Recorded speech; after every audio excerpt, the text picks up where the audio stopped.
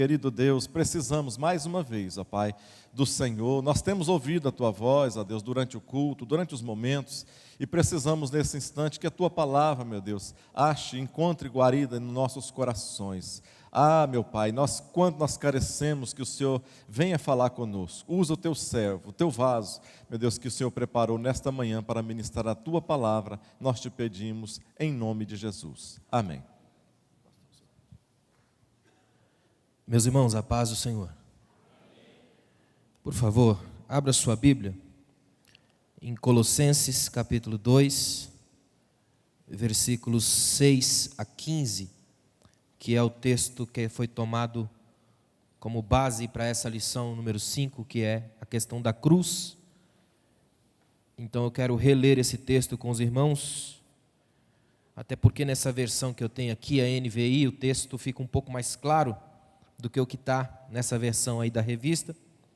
Colossenses capítulo 2, versículos 6 até o 15, é um texto extremamente importante para a gente entender tudo que vai ser falado aqui sobre a questão da cruz.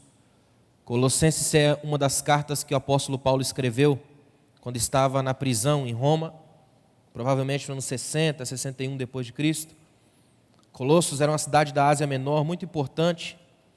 Hoje fica mais ou menos na região da Turquia, uma cidade muito importante. Paulo escreve essa carta e nessa carta coloca algumas coisas fundamentais, principalmente da sua própria teologia, da ideia de Cristo, da cruz de Cristo, que é fundamental para a gente entender. Amém, irmãos? Colossenses 2, do 6 ao 15 diz assim, portanto, assim como vocês receberam Cristo Jesus, o Senhor, continuem a viver nele, enraizados e edificados nele, firmados na fé, como foram ensinados, transbordando de gratidão. Tenham cuidado para que ninguém os escravize a filosofias vãs e enganosas, que se fundamentam nas tradições humanas e nos princípios elementares deste mundo, e não em Cristo. Pois em Cristo habita corporalmente toda a plenitude da divindade, e por estarem nele, que é o cabeça de todo o poder e autoridade, vocês receberam a plenitude.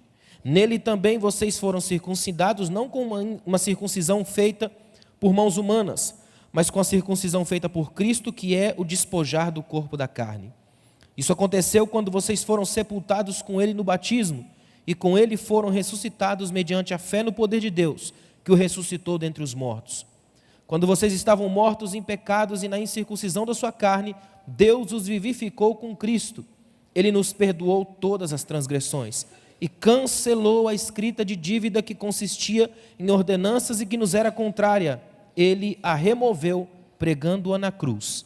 E tendo despojado os poderes e as autoridades, fez deles um espetáculo público, triunfando sobre eles na cruz. Amém. Ontem foi comemorado 498 anos da Reforma Protestante, que eu sinceramente acho que todo crente não precisava nem se preocupar com Halloween nessa época do ano. Eles têm coisa muito melhor para fazer, que é glorificar a Deus pela Reforma Protestante. É ou não é? Um dos postulados fundamentais da Reforma era justamente a centralidade da cruz de Cristo. A cruz é o tema central da fé cristã. É o fundamental, o ponto básico. Aliás, como diz o pastor Hernandes Dias Lopes, a cruz é pré-histórica, né? Antes da fundação do mundo, Jesus já tinha sido, o Cordeiro já tinha sido crucificado. Então, é bom a gente entender de uma vez por todas que não pode haver cristianismo sem cruz. Sem cruz, o púlpito vira só um palanque para vendedores de Deus. Sem cruz, a nossa espiritualidade é uma religião vazia. Aliás, um dos grandes problemas da igreja do século XXI é um distanciamento perigoso da cruz. A gente fala muito em tronos, coroas, medalhas, troféus, um povo que só quer vencer, bombar, destruir, detonar e esquece da cruz. Eu gostei muito do texto áureo que o pastor Carlos leu aqui. Olha o que diz 2 Coríntios 13, 4. Porque ainda que tenha sido crucificado por fraqueza, vive, contudo, pelo poder de Deus. Porque nós também somos fracos nele, mas viveremos com ele pelo poder de Deus em nós. Já é por si só um contrassenso a igreja de hoje, onde todo mundo acha que é forte. E posta no Face, né? Vingança é para os fracos, perdoar é para os fortes. Ninguém aqui é forte. Graças a Deus que todo mundo aqui é fraco mesmo. Se não fosse por isso, a graça de Deus não poderia agir em você. A graça age em nós exatamente porque somos fracos.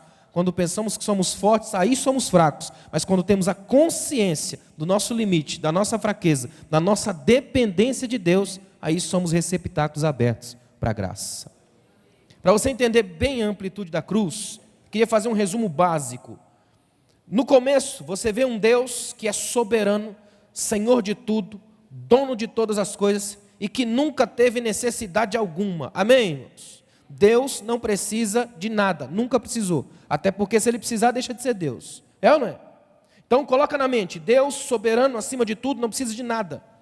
Mesmo assim, em sua grandeza, em sua soberania, o que ele faz? Resolve criar. Coloca a sua criatividade em ato e começa a fazer. Então ele cria um mundo, começa a criar as coisas, a luz, tal, todo aquele movimento de Gênesis da criação. De repente Deus planta um jardim, a Bíblia usa esse termo, e Deus plantou um jardim. Aí vai lá e cria o homem. Homem e mulher, casa esses dois, com abundância de vida, com a bênção da prosperidade do lar, que eles gerassem filhos, que eles preenchessem a história, que fossem canais da vida de Deus. Deus não criou porque tinha necessidade. Existe uma teologia do teísmo aberto que diz que Deus se sentia fraco, triste, cansado, porque é uma espécie de solidão cósmica tremenda. Aí Deus resolveu criar. Não é absolutamente nada disso. Deus nunca teve necessidade. O que Deus fez como criar foi um poderoso ato de glória e de graça. É Deus dividir comigo e com você a alegria da sua presença. É Deus poder dizer assim, eu quero que outras pessoas, outras existências, vamos dizer assim, consigam viver um pouco do que é estar comigo. Então Deus vai e cria o homem. Só que não cria um homem numa bolha vazia, boiando no mar do nada. Ele cria um homem dentro de um sistema montado. Mais do que isso, um ecossistema. Tem um jardim, tem árvores, tem pessoa, gente. Ele cria o homem, a mulher, equilíbrio, base. Tudo em paz. Ou seja, Deus faz, Deus cria, Deus pode. Então o que Deus faz? Coloca uma única regra, só uma. Para que a regra? Para o homem não ser um robozinho controlado mesmo. Ele tem a opção da escolha. O que é importante na queda e na criação não é o fruto, que todo mundo fica procurando saber que fruto que é. Podia ser qualquer um, a questão não é o fruto, é a ordem. Eu criei vocês, eu dei um lugar para vocês existir, eu dei tudo para vocês, eu dei a minha pessoa para vocês, na viração do dia eu visito vocês, ou seja, tudo que vocês sonharem foi dado. Por isso que Paulo escreve aqui, devemos viver em abundância de gratidão. O que Deus está dizendo é o seguinte, se tudo que você não imaginava existir, eu te fiz existir. Você existiu dentro de um jardim que você não plantou, eu plantei para você. Você não tinha esposa, eu fiz e te dei. Ou seja, tudo que eu espero de você é gratidão total. E se eu posso, só vou pedir uma coisa, não coma daquela árvore ali, só isso. Em outras palavras, quero que você me coloque como centro das suas escolhas. Eu posso comer, mas não vou comer, porque eu tenho um Deus a quem obedecer. E se eu fizer isso, eu quebro uma barreira, crio uma dívida que eu não vou poder pagar, porque ela vai aumentar, ela vai avolumar gigantescamente. Foi o que o homem fez. Contraiu uma dívida gigantesca, porque ele rompeu a gratidão, bateu de frente com uma simples ordem de Deus. No excesso, o que mais tinha lá era a árvore. Ou seja, o homem tinha tudo para ser uma extraordinária graça, mas criou uma dívida volumosa que só cresce a todo dia. Então olha para o dilema que criou. Como o homem cria uma dívida imensa que não pode pagar. Deus pode pagar, mas a dívida não é dele. Aí entra Cristo e resolve o dilema. Cristo, como homem, assume a nossa dívida, então deve. Mas como Deus pode pagar, então paga. Aí entra a cruz na história. Por causa da cruz, nós estamos aqui hoje. Homens com a dívida paga, livres para adorar a Deus. Isso é um resumo simples, básico, para você entender a graça que é poder estar aqui essa manhã. Absolutamente livres. O Império Romano provavelmente copiou dos persas essa coisa da cruz. A cruz é um negócio tão complicado, é que depois de 2000 anos de história, a gente meio que se acostuma com tudo. O ser humano se acostuma com a própria miséria, não é? Só que a cruz é um símbolo de execução violenta. Toda pessoa no mundo hoje que se diz cristão, deveria parar para pensar no fato de que seguir a Cristo não é seguir qualquer um. Escuta bem o que eu vou te dizer, ó. Você não é seguidor de um homem que morreu aos 84 anos de morte natural. Você não é seguidor de um homem que morreu de hepatite no hospital da Palestina. Você é seguidor de um homem que morreu assassinado pelo Império Romano truculentamente por se levantar a favor do pobre. Todo crente é seguidor de um Cristo revolucionário. Todo crente vive para pregar a justiça, a verdade, a graça. Se há cruz nele, ele prega a vida. Se ele é cristão, ele carrega a cruz. É que existe no evangelho gospel brasileiro uma espécie de vampirização de crente. Crente vampiro que tem medo da cruz, não tem? Você já viu que tem crente que se ele vê uma cruz ele fica arrepiado, sem graça, esquisito? Era para ser o contrário, é para glorificar a Deus. Se há cruz, vai haver túmulo e ele está vazio, porque Jesus saiu de lá, é o princípio.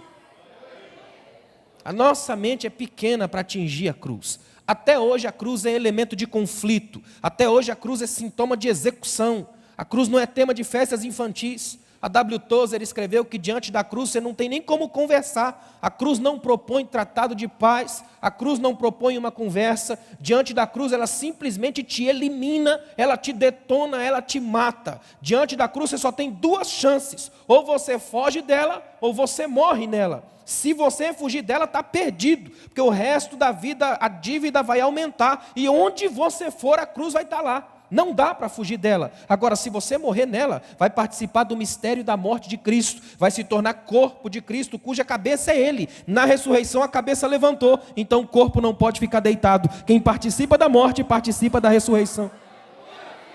Estar envolvido na cruz. O problema de muita gente hoje é que a gente tem uma distância da cruz, e a sensação que eu tenho nas igrejas de hoje é que a gente está querendo colocar enfeites na cruz, adereços da cruz, fazer uma cruz bonitinha, de neon, que é para ver se melhora um pouco.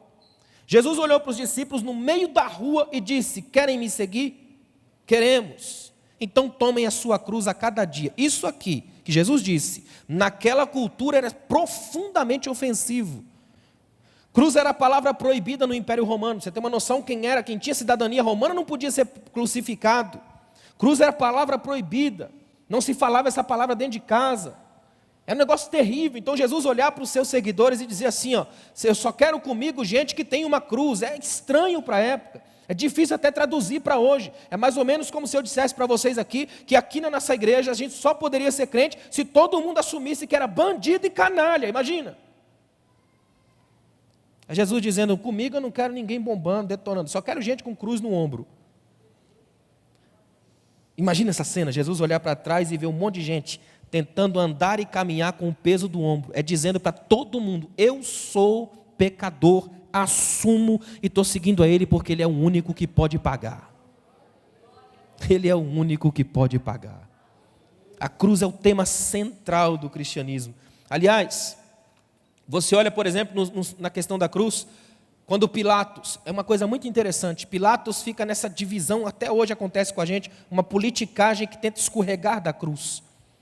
E ele vai e lava as mãos em público, na tentativa de lavar a consciência, e não consegue. A mentalidade de Pilatos é que Jesus é só um problema dos outros, resolvam aí. E ele vai ter que aprender que Jesus nunca é um problema dos outros, é meu, eu é que tenho que lidar com ele todos os dias. É uma coisa extremamente séria isso, a distância que a gente fica da cruz, ela esmaga o nosso ego, humilha. O formato da cruz é feito para isso, para espantar, para assustar a gente. Infelizmente, eu tenho observado e por viajar muito, tenho visto muito isso. Em muitos lugares hoje, cruz já é uma palavra que as pessoas já não querem mais falar. Nós estamos nos tornando cada vez mais uma igreja da antiga aliança. O que mais tem hoje é sacerdócio, estrela de Davi, uma igreja que quer voltar no tempo, quer reconstruir os muros, quer costurar o mais rápido possível o véu que a cruz já rasgou. É retrocesso isso. Por isso que Paulo escreve nesse texto contra o legalismo. O nosso chamado não é voltar para trás, para os antigos sacerdotes, mas para frente, acreditando que Jesus já aboliu tudo isso, e a minha estrada agora é de futuro, é de graça de Deus. Isso aqui é extremamente importante.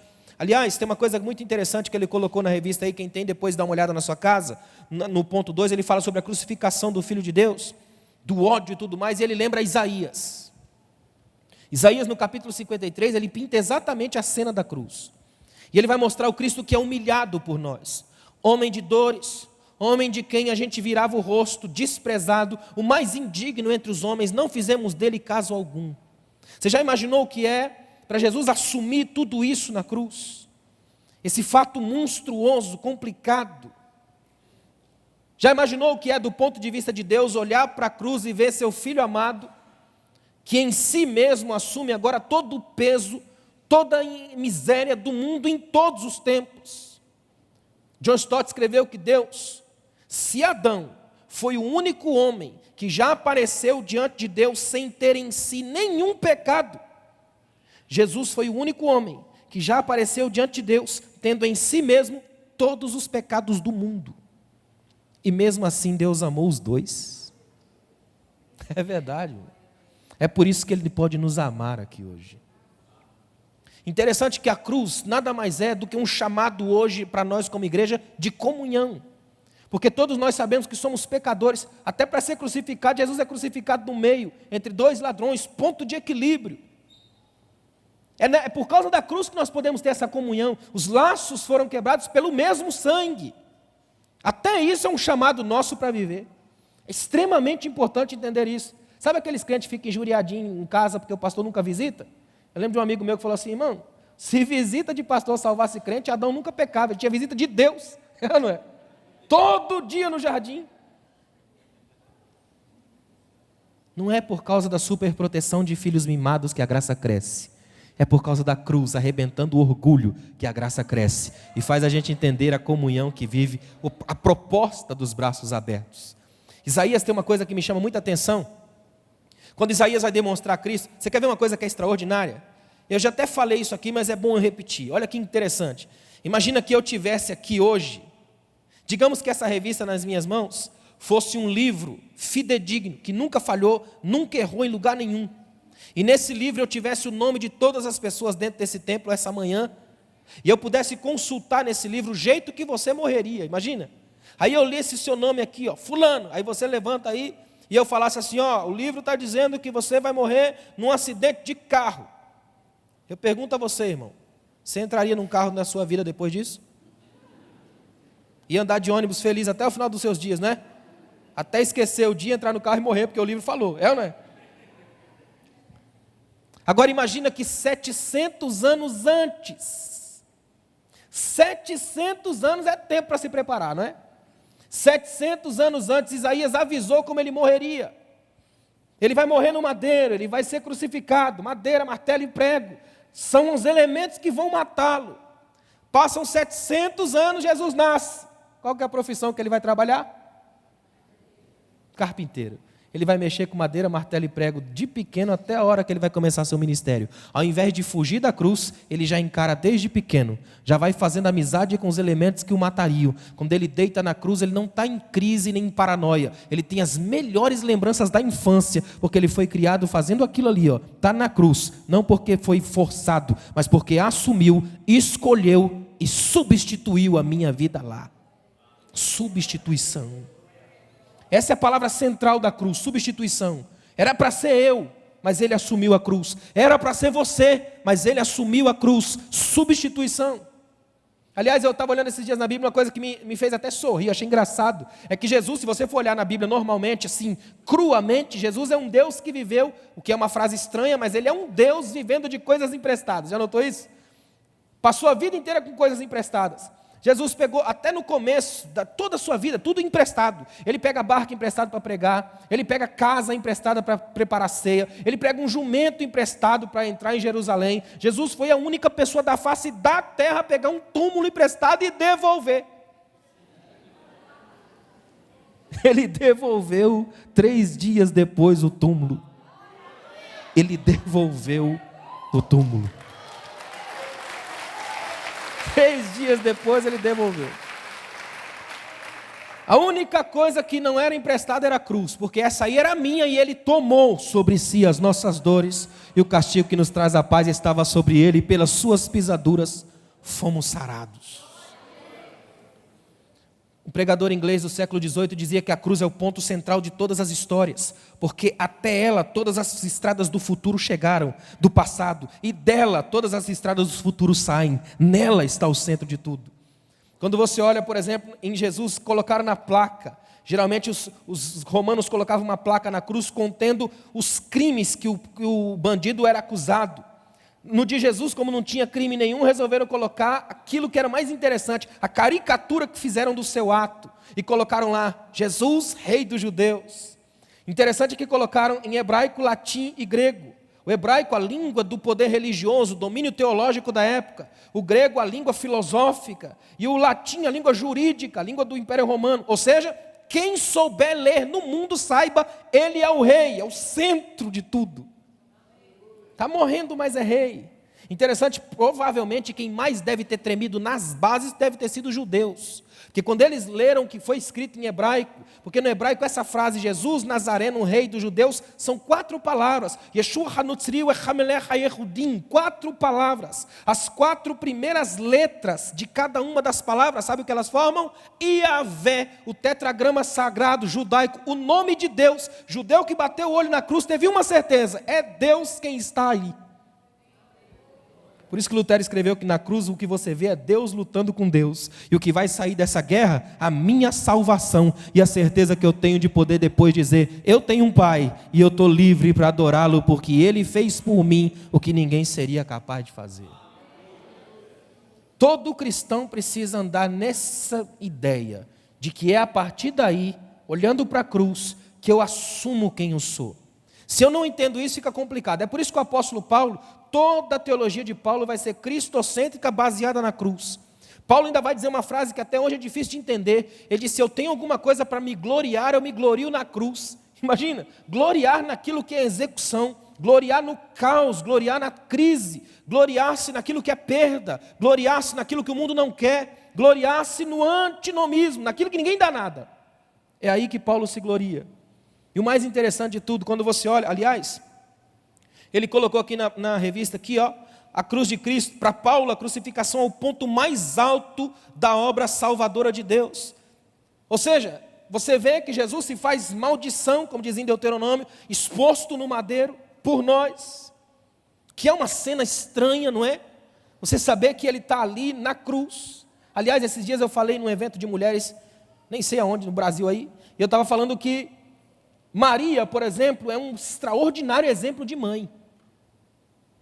Maria, se criasse Jesus, como nós educamos nossos filhos hoje para ser feliz, quase como uma obsessão, ela criaria Jesus para fugir da cruz. Mas ela cria Jesus para ser justo. E porque ela cria ele para ser justo, ele atinge seu objetivo. É interessante isso. Criar para ser justo. Os rabinos dizem que toda vez que Deus vai fazer alguma coisa grande no mundo, Ele levanta uma mãe, porque é uma mãe que vai projetar no coração do filho ou da filha aquilo que Deus vai fazer depois. Imagina que na cena da cruz você tem todo mundo fugindo, uma baderna geral, generalizada em todo aquele movimento, mas a mãe continua lá, ao pé da cruz. E uma das frases da cruz é justamente para a mãe: mulher, eis aí o teu filho, filho, eis aí a tua mãe, a reconstrução de um laço familiar. Você olha na cruz, por exemplo, as frases mais incríveis vêm de lá. Você tem um Deus que, olha que incrível, Jesus não desceu da cruz. Aliás, a gente fala muito das coisas que Jesus faz, e eu sou apaixonado por uma que Ele não fez. Ele não desceu da cruz.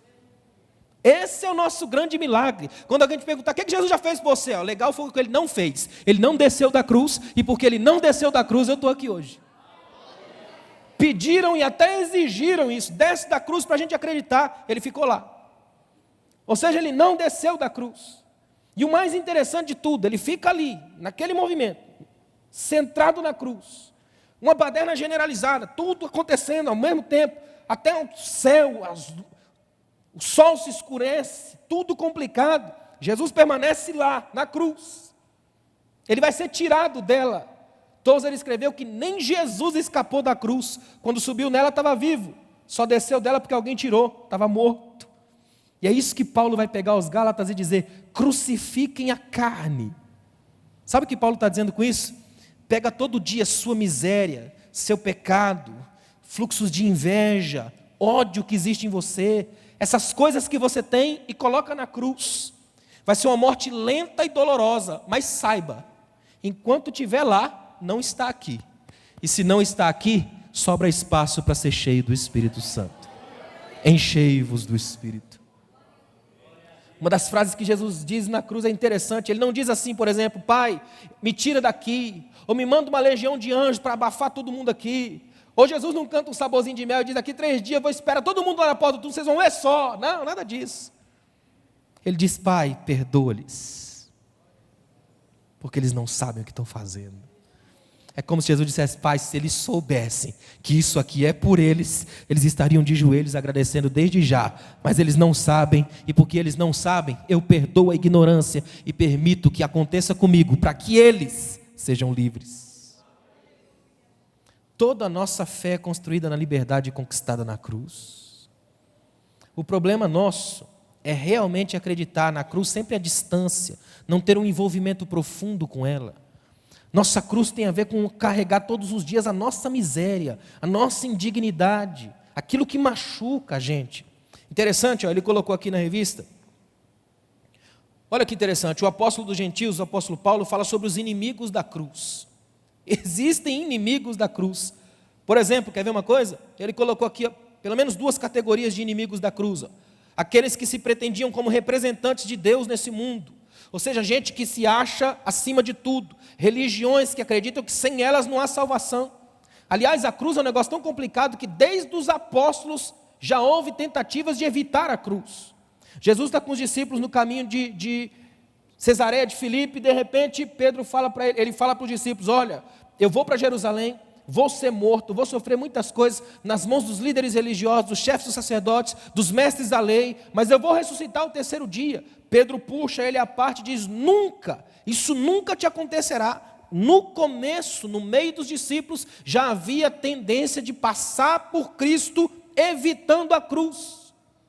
Até hoje a gente não quer isso. Ninguém quer passar pela cruz, assumir a cruz, sofrer o processo. O que a gente quer é glória, trono, vitória, soberania, céu. Ninguém quer cruz. Só que enquanto estivermos aqui, somos chamados para a cruz.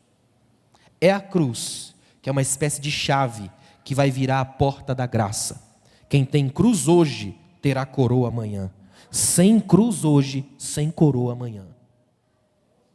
Esses dias eu estava olhando, sabe esse pessoal que tem hoje aí, que são os chamados gurus, que as igrejas têm de hoje? Tem uns, por exemplo, que eles passam o tempo todo pregando aquela espécie de autoajuda de 5ª categoria, sabe? O tempo todo as mensagens viraram autoajuda, quando o que a gente precisa é de ajuda do alto, não é? E eles começam com autoajuda empobrecida, sem graça.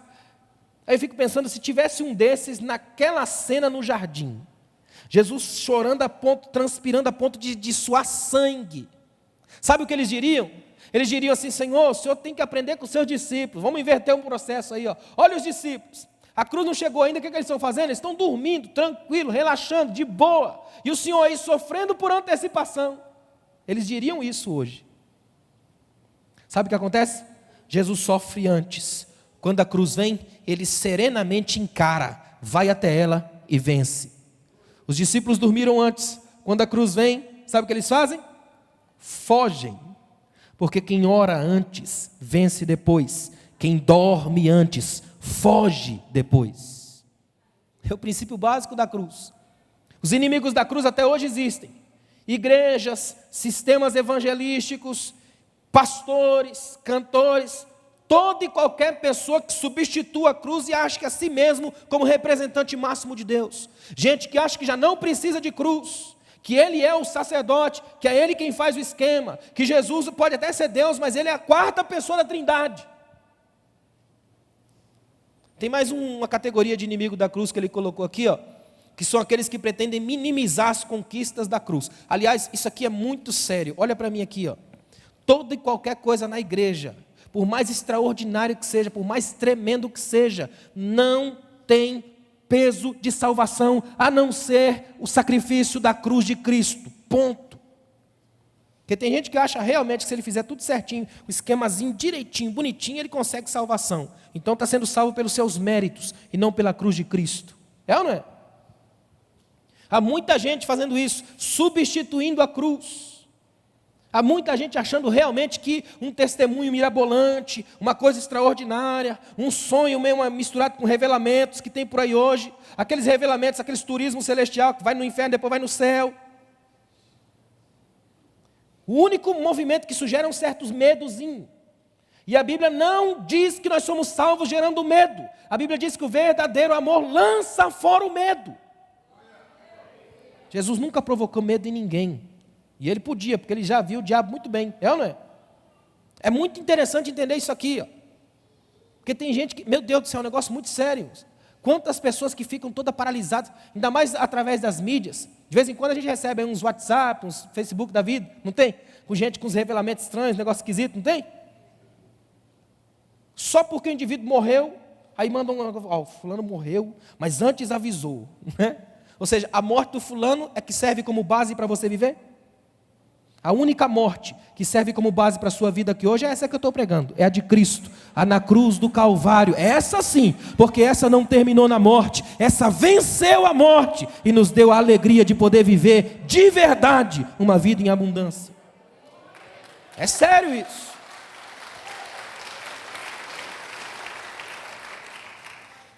Sabe qual é a coisa mais linda nesse mistério todo da cruz? É que existe uma espécie de amor constrangedor de Deus.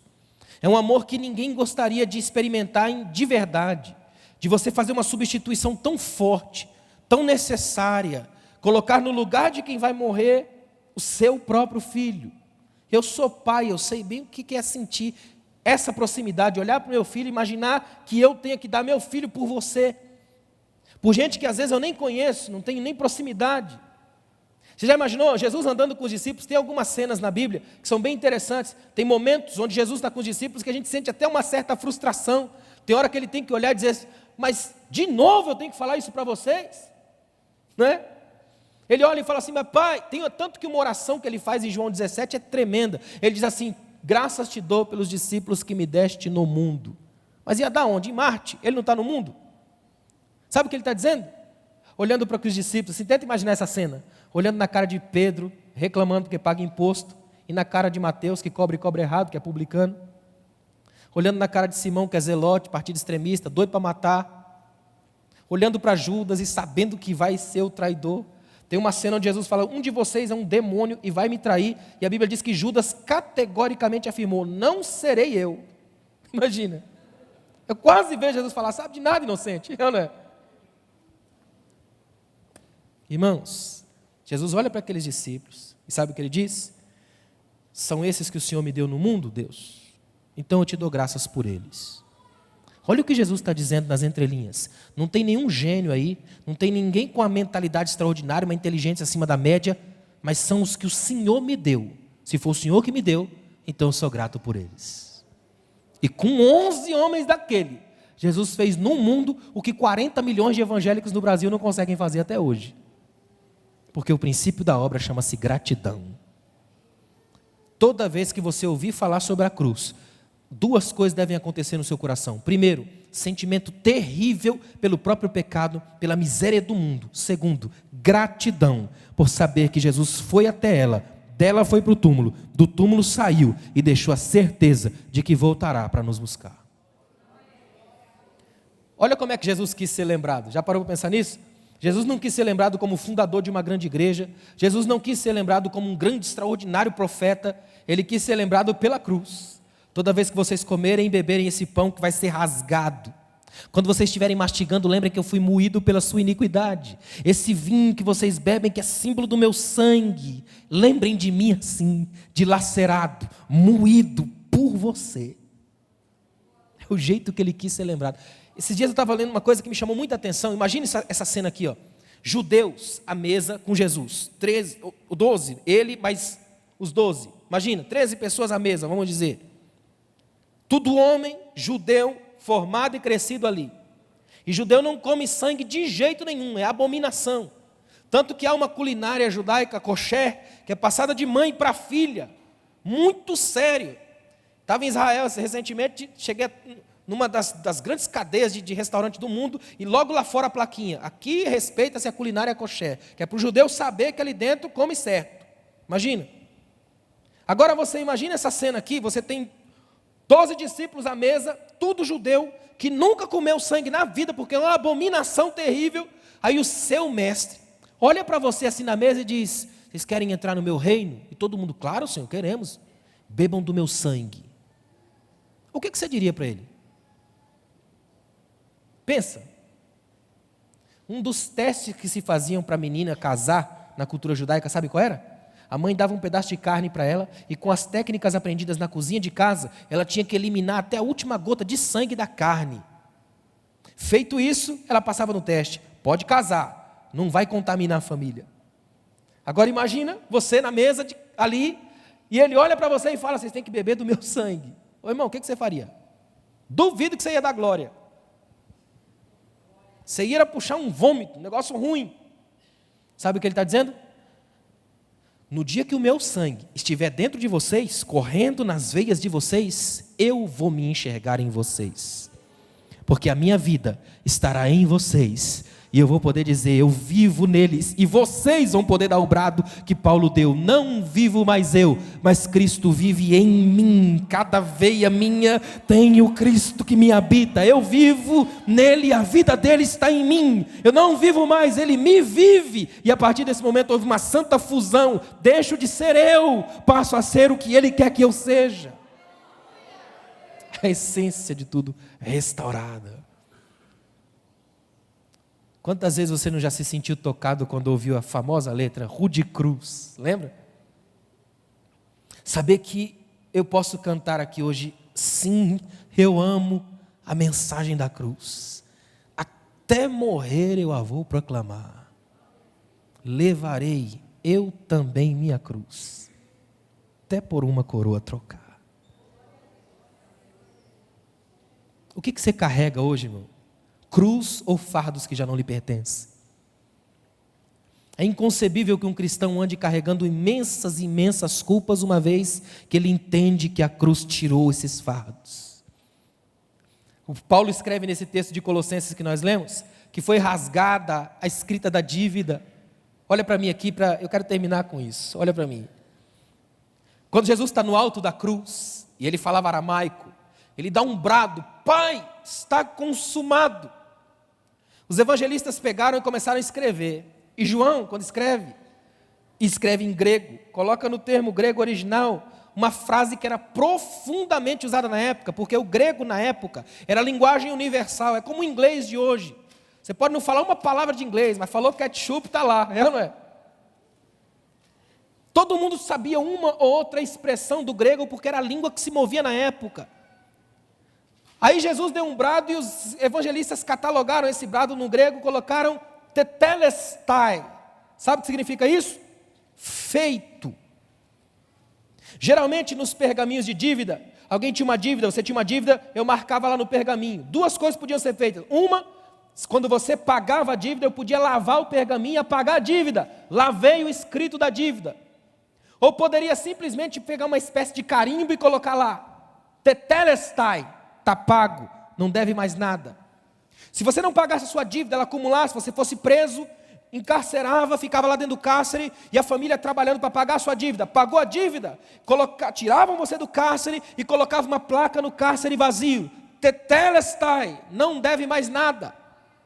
O pai chama o filho e diz: vai na padaria, compra o pão para nós amanhã, o pão nosso de cada dia. Aí o menino ia lá, voltava, entregava o pão nas mãos do pai e dizia: tetelestai, fui e voltei, pai, eu fiz. Aí no alto da cruz, para mim, é difícil encontrar uma cena mais tremenda do que essa na Bíblia. Tudo se convergindo, todas as eras, todas as coisas, o cordeiro sacrificado, o sangue pingando. Ele olha para o alto e tenho certeza absoluta que me viu aqui hoje, viu você, deu um grito: Pai, está feito, eles não devem nada, agora é comigo, está pago. Você está aqui hoje porque foi paga a sua dívida. Foi paga a sua dívida. Lavado, escrito, cancelado, para sempre. Tetelestai, está feito. Não há mais o que temer. Ou seja, a partir de hoje, nunca mais fique acreditando em sugestionamentos de inimigo. Não deixe mais que o diabo monte um teatro da morte na sua mente. E muito menos que pessoas na igreja usem a fé como arma de chantagem. De dizer para você, ó, isso é porque tem alguma coisa aí no seu passado. Não há absolutamente nada no nosso passado que a cruz de Cristo não seja eficiente. Ela já lavou todas as nossas dívidas.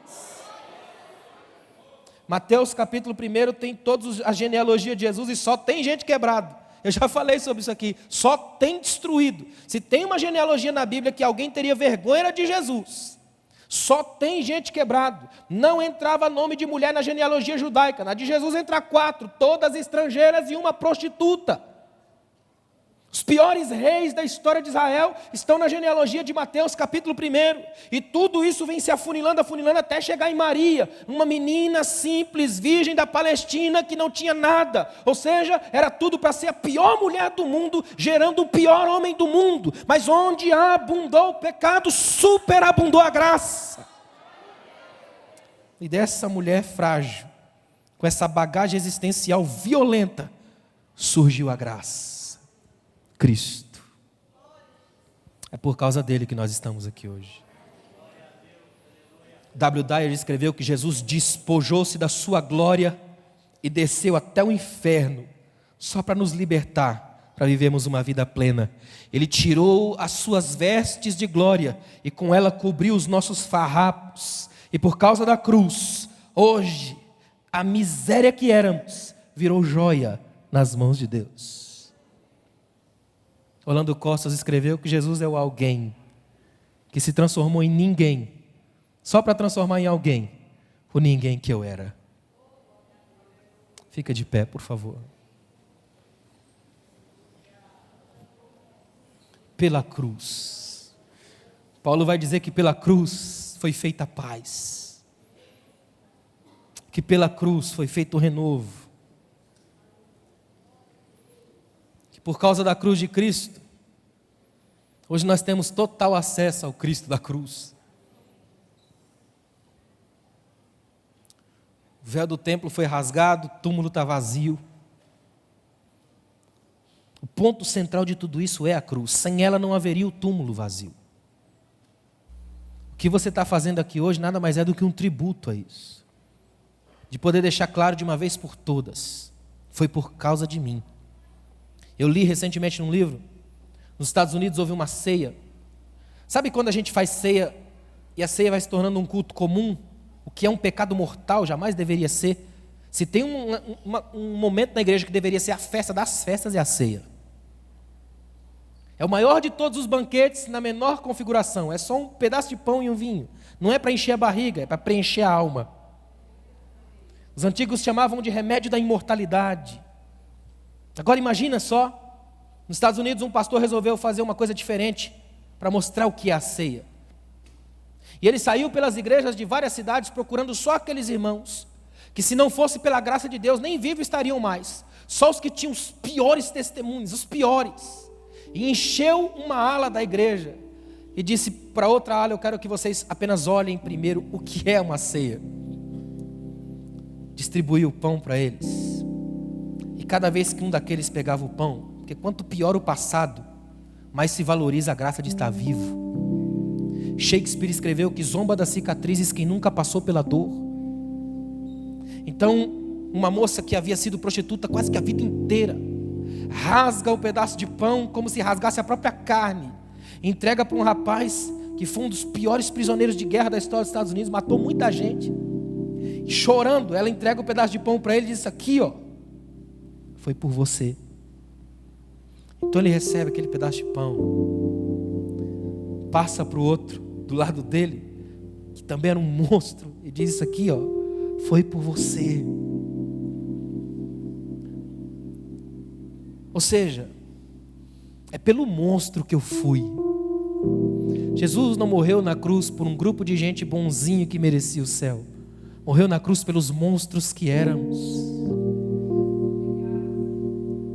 Foi por você.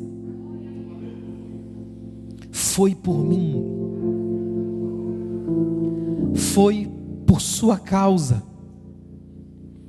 E graças a Deus que Ele foi. Eu queria que essa manhã fosse uma oração de gratidão pelo milagre que Jesus não fez. Ele não desceu da cruz. E porque Ele não desceu da cruz, um dia nós vamos poder subir, não a cruz, mas a glória, que já está reservada a todo aquele que passou pela glória de Deus e foi atingido pela graça. Coloca a mão no seu coração. Foi por você. Foi por nós, irmãos. Você consegue dizer alguma palavra que não seja obrigado, Senhor? Foi por mim, Jesus. Foi pela minha crise, foi pela minha fúria. Foi pela minha negligência, pela minha cobiça, pela minha inveja, pelos meus delírios de poder, pelas misérias que correm em mim, pela minha negligência no culto. Foi por mim, Jesus. Pai, eu te agradeço. Não há palavras, Pai, senão gratidão. Como é bom saber que foi por mim, Senhor, e hoje eu, livre, posso agradecer a Ti. Posso chamar os irmãos de irmãos, entendê-los como filhos do mesmo Pai, debaixo do mesmo sangue. Se não fosse a cruz erguida no centro da vida e da história, nós não estaríamos aqui essa manhã, não haveria ninguém aqui, Senhor. Mas é por causa de Ti, hoje, que nós podemos Te glorificar livres, sem algemas, sem amarras, sem culpas, sem medo de virar o pescoço e olhar para trás. Obrigado, Deus. Seja engrandecido, exaltado, celebrado, magnificado por tudo aquilo que és. A morte não pôde te parar, o império das trevas não pôde parar o Senhor. A tua luz brilha eternamente no horizonte da vida. Somos o que somos porque és. Obrigado, Senhor. Em nome de Jesus. Amém. Que Deus te abençoe. Obrigado, pastor.